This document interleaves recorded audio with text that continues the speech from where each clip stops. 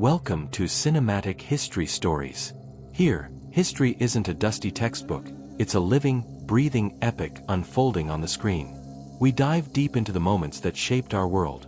The triumphs, the betrayals, the desperate gambles, and the unforgettable human drama behind the headlines. Through immersive storytelling, vivid narration, and cinematic flair, we bring the past to life, one extraordinary story at a time. Whether it's the fall of empires, the sparks of revolution, or the shadowy decisions that changed everything, you'll feel like you're right there in the thick of it. If you're ready to see history like never before, hit that subscribe button, turn on notifications, and join us on this journey through time. The past has never been more alive. Welcome aboard, let's make history cinematic. Rocket, the crown jewel in the desert. May 5, 1951. In the scorching haze of the Persian Gulf, on the mudflats where the Shat al-Arab waterway meets the endless dunes, the Abadan refinery sprawls like a mechanical beast under the relentless sun. You're standing there, sweat soaking through your shirt, the air thick with the acrid tang of crude oil and sulfur. Towering steel pipes snake across the horizon, hissing and groaning as they pump the black gold from deep beneath the earth. Cooling towers loom overhead, belching steam that shimmers in the 120-degree heat, while smokestacks paint the sky with dark plumes. This isn't just any industrial site, it's the largest oil refinery on the planet, a square mile of throbbing machinery processing 25 million tons of crude a year. And every drop, every pulse of that viscous liquid, belongs to the Anglo-Iranian Oil Company, the lifeblood of a distant empire. Inside the fenced enclave, British administrators like manager Reginald Hargreaves stride purposefully in their crisp khaki uniforms, clipboards in hand, barking orders into walkie-talkies.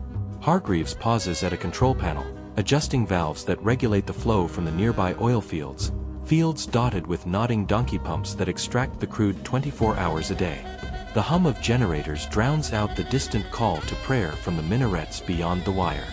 These men live in a bubble of imported comfort, manicured lawns watered by sprinklers, cricket pitches where they play under floodlights, swimming pools rippling in the breeze from air-conditioned bungalows. They sip gin and tonics on shaded verandas, their tables laden with shipments of tinned beef and biscuits from London. "Steady on, lads," Hargreaves mutters to his team, wiping his brow with a handkerchief embroidered with a Union Jack. To them, this is civilization amid the barbarism, a slice of Surrey transplanted to the desert.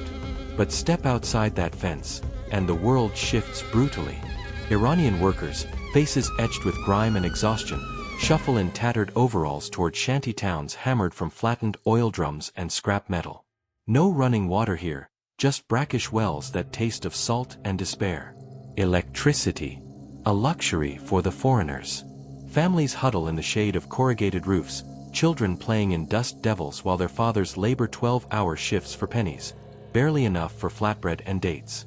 Ali Reza, a pipe fitter with calloused hands and a perpetual cough from the fumes, wipes sweat from his eyes as he tightens a bolt on a leaking pipeline. The heat warps the air, making the refinery's towers dance like mirages. "This oil is ours," he whispers to his fellow workers during a brief break, his voice low to avoid the overseer's ears. The injustice hangs heavy. In 1950, the company raked in £170 million in profits, yet Iran received less than £16 million in royalties. The British Treasury pocketed more in taxes than the Iranian government got for its own resource, a mathematical slap in the face.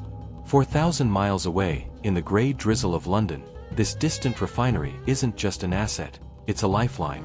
The British Empire has staggered out of World War II victorious but broken, its treasury emptied to fund the fight against Hitler.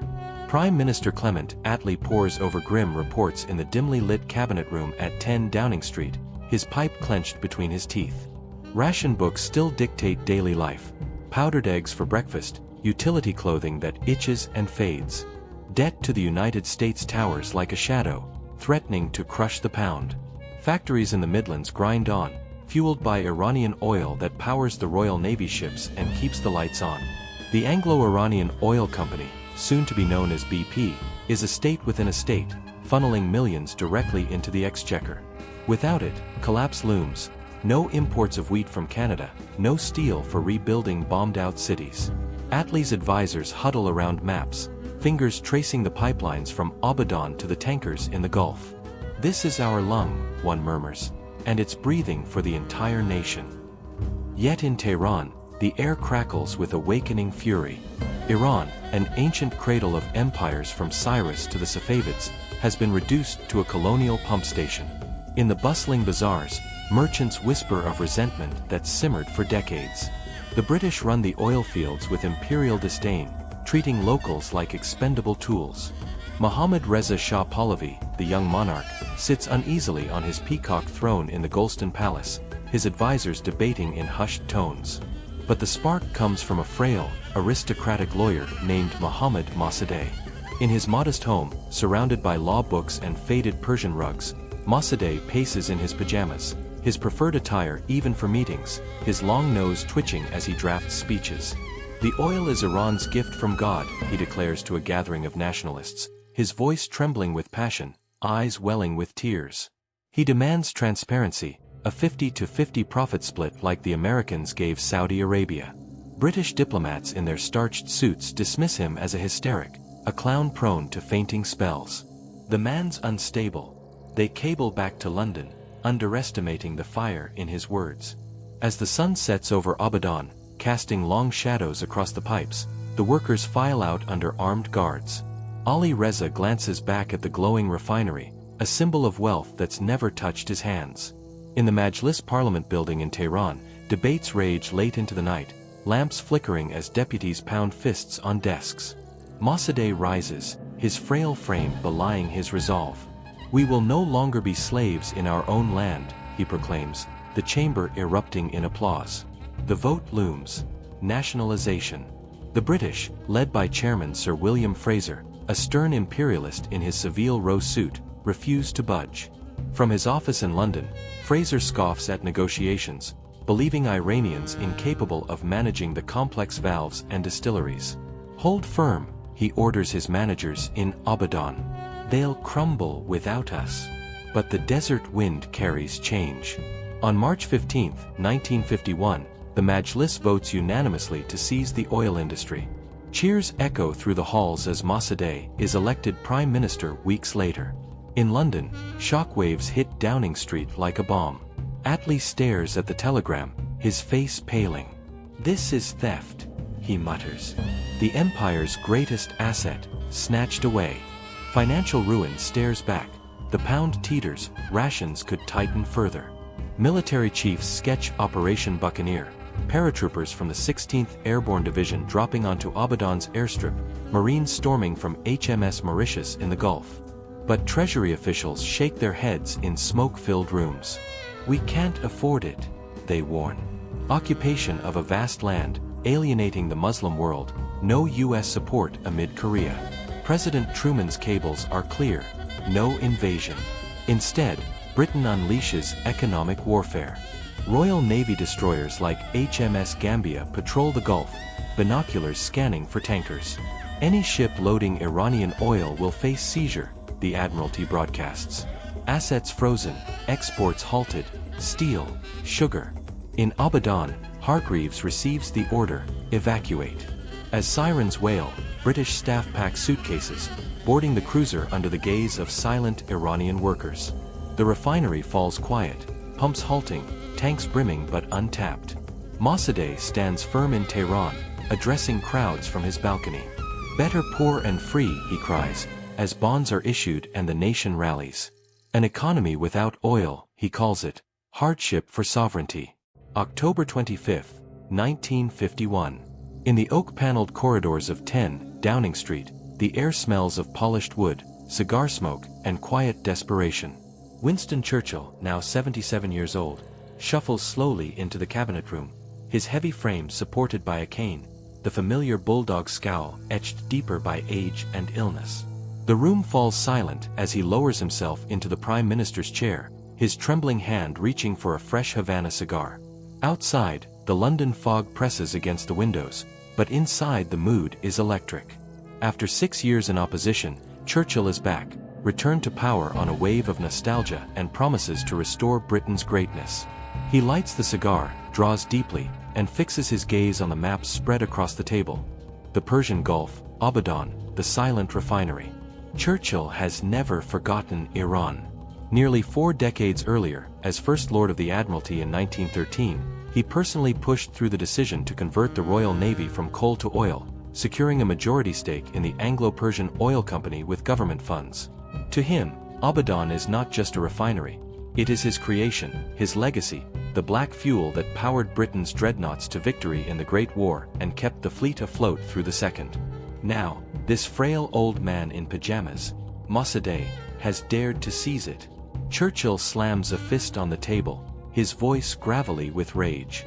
"That wog in bedclothes thinks he can steal our oil," he thunders to his cabinet. "We will not be bullied by a man who weeps in public." The economic reports on his desk make grim reading.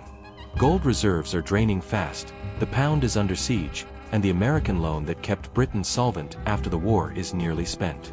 Rationing continues, bread is still controlled, meat scarce, coal deliveries rationed by the ton. Without the millions flowing from Iranian oil, the Treasury warns, Britain faces bankruptcy within months. Churchill demands action.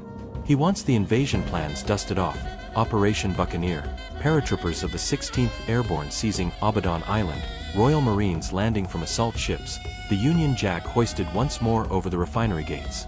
Staff officers brief him eagerly, pointing to troop dispositions in Cyprus and Iraq. "We can be there in days, sir," one colonel assures him. But the Chancellor of the Exchequer, Rab Butler, leans forward gravely. "Prime Minister, we cannot pay for it. The fuel for the fleet alone would cost millions we do not have."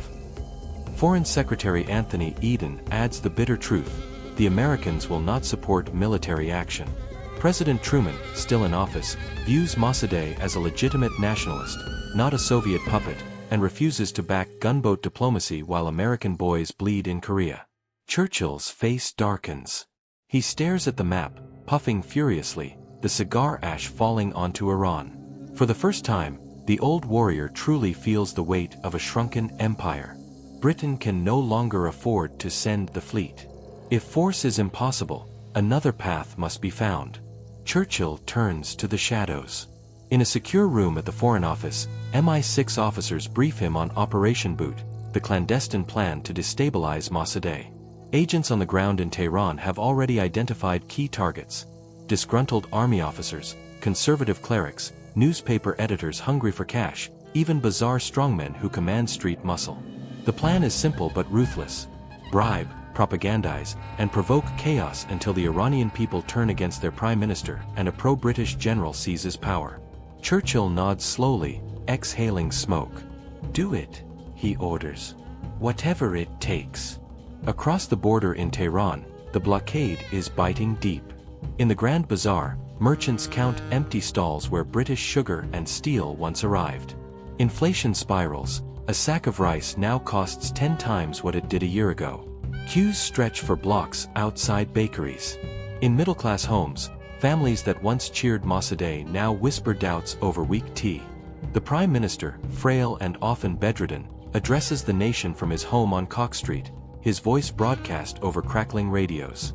"We endure for our dignity," he insists, but the strain shows. His hands tremble as he grips the microphone, tears streaking his cheeks.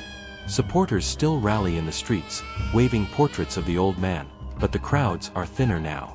In October 1952, Mossadegh strikes a decisive blow. Intelligence reaches him that the British embassy on Firdausi Avenue is a hive of MI6 activity, diplomats doubling as spies, coordinating with paid agents in the city. In a bold midnight session, the Majlis grants him emergency powers. At dawn, Iranian police surround the embassy. British diplomats, bleary-eyed and protesting, are escorted to Mehrabad Airport under armed guard and loaded onto a waiting plane.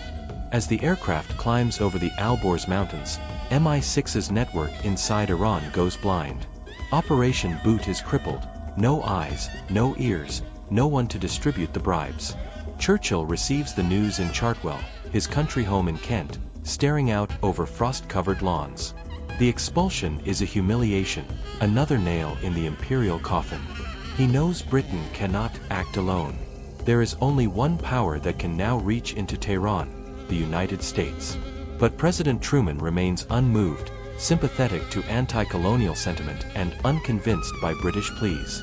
Churchill's diplomats in Washington try every argument: oil, empire, strategic ports, but Truman will not budge. Then, on November 4, 1952, everything changes. In America, Dwight D. Eisenhower wins the presidency in a landslide. More importantly, he appoints two ardent anti-communists to the most powerful posts: John Foster Dulles as Secretary of State and his brother Allen Dulles as Director of the newly strengthened Central Intelligence Agency. The Cold War chessboard has new players, men who see Soviet shadows everywhere. Churchill smells opportunity. He dispatches his most persuasive envoys across the Atlantic, armed with a rewritten narrative. No longer is this about British profits or imperial pride. Now it is about the Red Menace.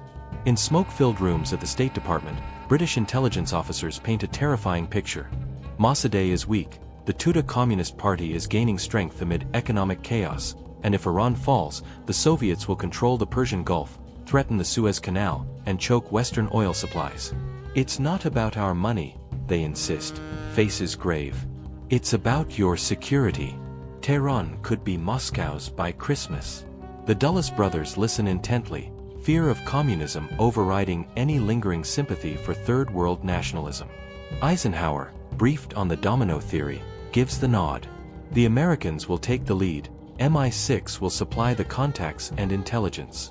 Operation Boot is reborn as Operation Ajax. The budget, $1 million, a pittance to overthrow a government and reclaim billions in oil. In the summer of 1953, a tall patrician American with a famous name slips across the Iraqi border into Iran. Kermit Roosevelt Jr., grandson of Theodore Roosevelt, travels under a fake passport, his suitcase heavy not with clothes but with stacks of crisp Iranian rials and US dollars. He checks into a modest hotel in Tehran, the city sweltering under a merciless August sun. From a safe house in the northern suburbs, he begins to spend. The stage is set, the actors waiting for their cue, and the fate of a nation now rests on bags of cash and a script of deception. August 15, 1953.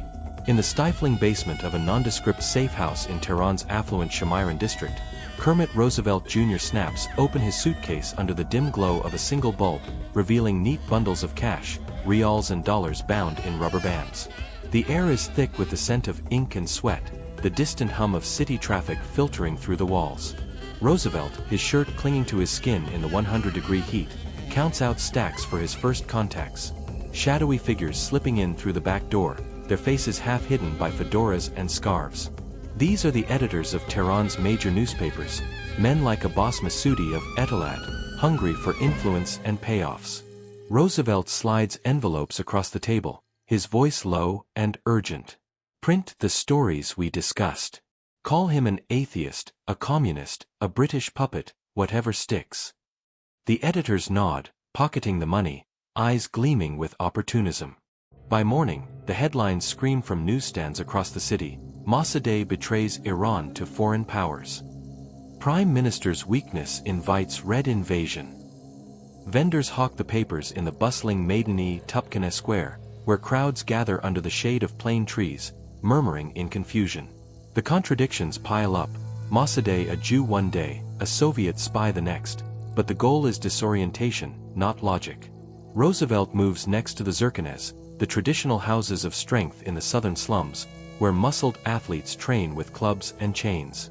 He meets with gang leaders like Tayyeb Haj Rezaei, a burly wrestler with a tattooed chest and a reputation for commanding street toughs. For a few thousand rials, they agree to mobilize. One group shouts for Mossadegh, smashes windows on Pahlavi Avenue, Roosevelt instructs, sketching a map on scrap paper. The other attacks them, chanting for the Shah. Make it look like civil war. Tehran simmers like a cauldron. The economic blockade has turned the once vibrant capital into a ghost of itself. In the Grand Bazaar, stalls stand empty, merchants like Hassan the tea seller counting meager coins from a handful of customers. Inflation has made a kilo of lamb unaffordable. Families queue for hours at government depots for subsidized bread. Middle-class neighborhoods, where doctors and teachers once debated nationalism over hookahs, now echo with grumbles. Mossadegh promised freedom, but we're starving. one clerk mutters to his neighbor as they watch a propaganda truck blare anti-government slogans from loudspeakers. The Tudeh party, the communists, hold clandestine meetings in back alleys, their red banners hidden, sensing opportunity in the chaos. At the Golston Palace, Mohammad Reza Shah Pahlavi paces his private chambers, his youthful face drawn with anxiety. The 33-year-old monarch, dressed in a tailored suit, clutches a telegram from London. He's indecisive, haunted by the popularity of Mossadegh, the man who commands the streets while the Shah hides behind guards. His wife, Soraya, watches from a velvet chaise, her eyes pleading. "You must act, darling," she urges. But the Shah hesitates, his bags already packed for exile. To prod him, the British weaponize their airwaves. In Bush House, London, BBC Persian service announcers rehearse in a soundproof studio. Normally, the midnight chime is straightforward, "It is now midnight." Tonight, the script adds one word, "It is now exactly midnight." The signal crackles over shortwave radios across Iran. The Shah hears it in his study, the extra syllable cutting through static like a code. He summons his aide, pen in hand, and signs the decrees with a trembling flourish. One dismisses Mossadegh, the other appoints General Fazlallah Zahidi, a stern, mustachioed officer with a history of Nazi sympathies and British payoffs, as Prime Minister. The documents are sealed in an envelope and handed to Colonel Nematullah Nasiri, commander of the Imperial Guard, who salutes crisply and departs into the night. Midnight strikes. Nasiri's jeep rumbles through darkened streets toward 109, Cock Street, Mossadegh's modest residence. Armed with a platoon of loyal troops in olive uniforms, rifles slung, Nasiri approaches the gate, the decree clutched like a weapon. But the house is no sleeping target.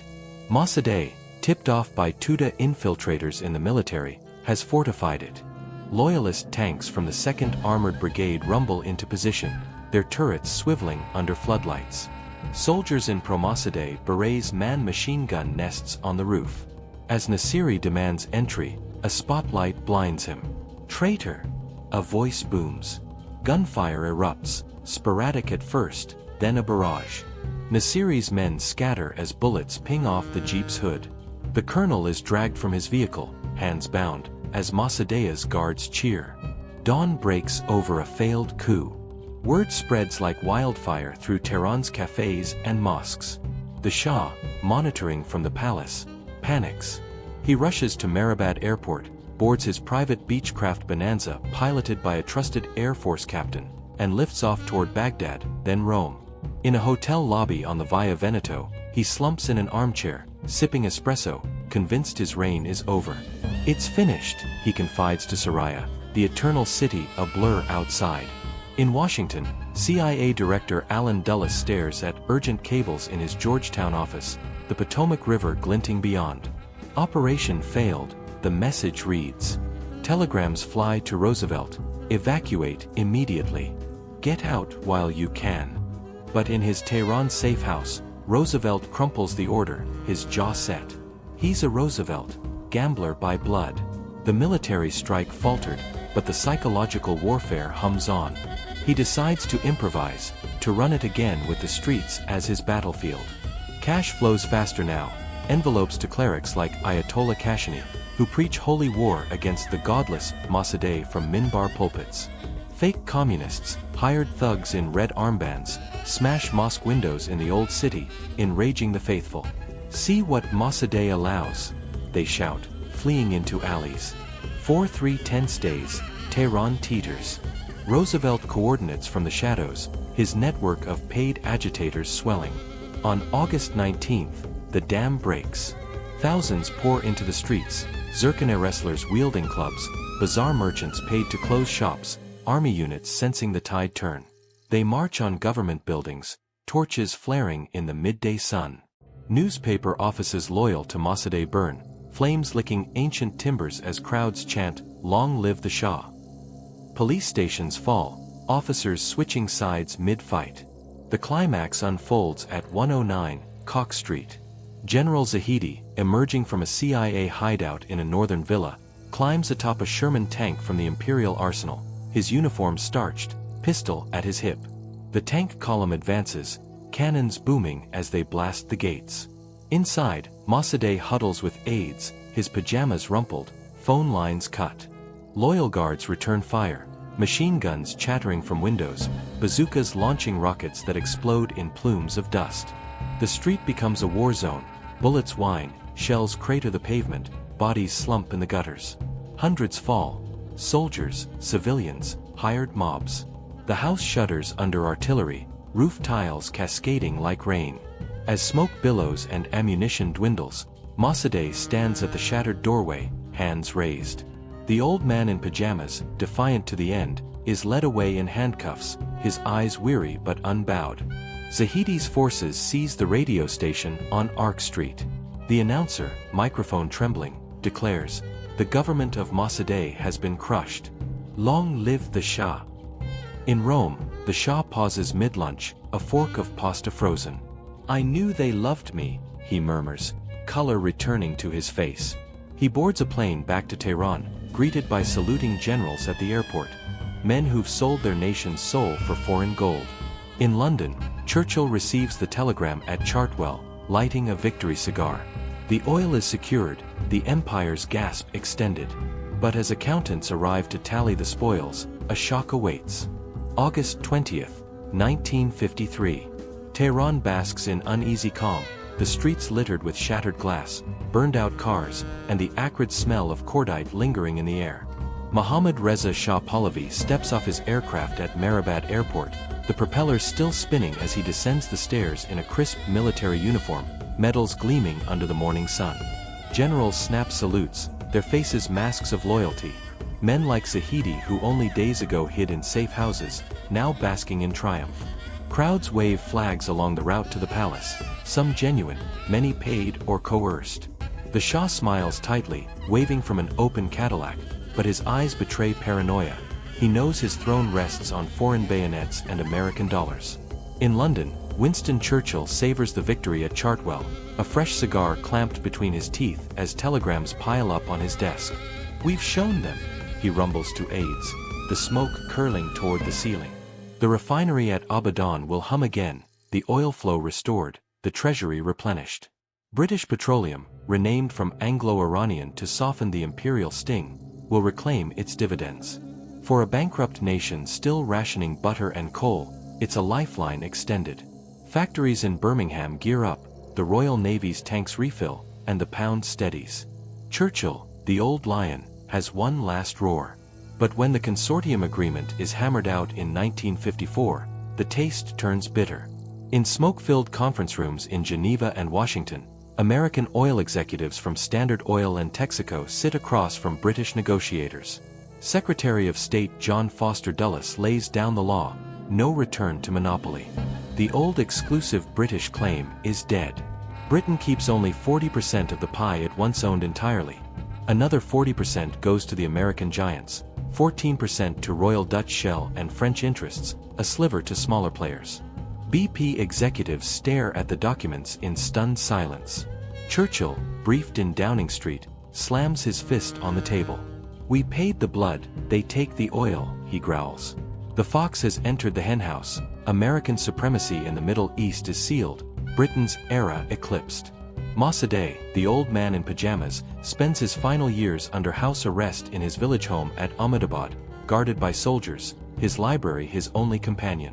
Tried in a military court, he defies his accusers with fiery speeches until silenced. He dies in 1967, broken but unbroken in spirit, a martyr whispered in homes and mosques. The Shah, restored and emboldened, rules with growing arrogance. Fueled by consortium oil billions, he builds highways, dams, and universities, parading Western suits and white revolution reforms. But the wealth pools at the top, palaces expand, corruption festers. In the shadows, he unleashes SAVAK, the secret police trained by CIA and Mossad handlers in interrogation rooms reeking of fear. Agents in leather coats hunt dissidents, communists dragged from cafes, liberals vanishing into Evin prison cells, torture chambers echoing with screams. "We must modernize," the Shah declares from his throne, but the people see only a puppet king, his strings pulled from Washington and London. In the mosques, a new narrative takes root. Clerics like the exiled Ayatollah Ruhollah Khomeini, broadcasting fiery cassettes from Najaf, invoke 1953 as the Great Betrayal. America stole our dignity, Britain our wealth, he thunders, his voice crackling over smuggled tapes played in underground gatherings.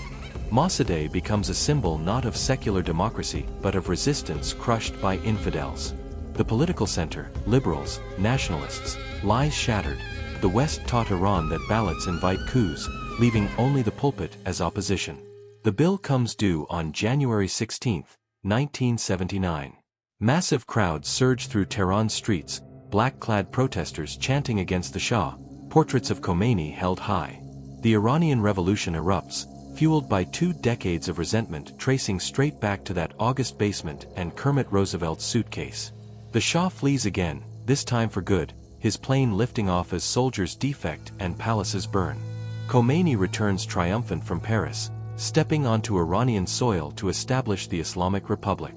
In November 1979, students stormed the U.S. Embassy on Takhti Jamshid Avenue, blindfolding hostages and parading them before cameras. The 444-day crisis isn't just about the Shah's admission to America for cancer treatment, it's revenge for 1953, for the coup that killed democracy's hope. The ghosts of Operation Ajax rise. Hezbollah emerges in Lebanon, the Iran-Iraq war claims 1 million lives, the nuclear standoff simmers into today. All roads lead back to that desperate decision in post-war London, to prioritize a company's balance sheet over a nation's sovereignty. Churchill saved Britain's economy for another decade, allowing the welfare state to breathe and the empire to fade gracefully rather than collapse. But the price was incalculable: a radicalized Iran, an emboldened anti-Western axis, cycles of violence echoing through decades. The millions earned by BP are long spent, skyscrapers and pensions built on black gold. Yet the hatred sown in those sweltering August days of 1953 continues to yield its bitter harvest, a reminder that empires, even in retreat, cast long shadows. Britain seized Iran's wealth to survive, only to lose its honor and ignite a fire that still burns.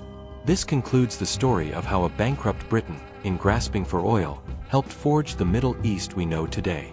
Thanks for watching. I'm John from Cinematic History Tales. If this journey through the shadows of empire moved you, hit subscribe and ring the bell. History isn't just dates, it's the choices that haunt us.